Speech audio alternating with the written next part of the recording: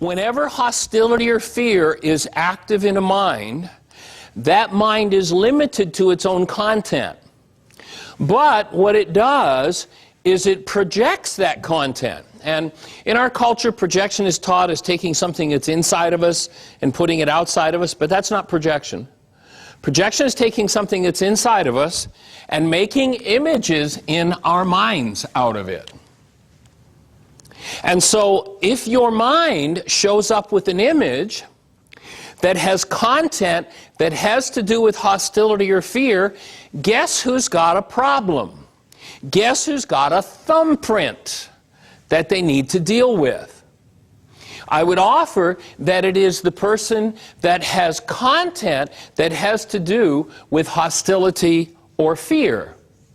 And so the output of a mind always tells about the content of that mind before it ever tells anything about the world you think you're looking at.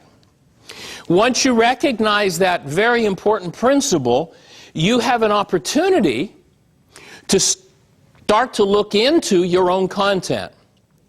You have that opportunity to start to look into your own content, and if you choose to be responsible for it, to change it. Now, in the ancient Aramaic language, the word forgive does not mean what we've been taught it means. In the ancient Aramaic language, the word forgive is the tool with which you address and change your content. It is not a tool for letting somebody else off the hook because that content is in you.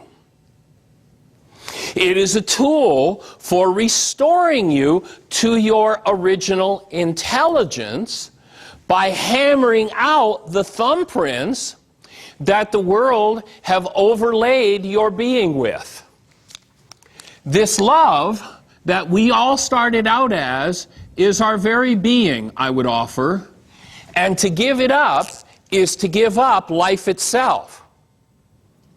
And once we recognize that hostility or fear is a thing that we give our lives up to, then the obvious solution is to start to remove the content that takes us into hostility or fear.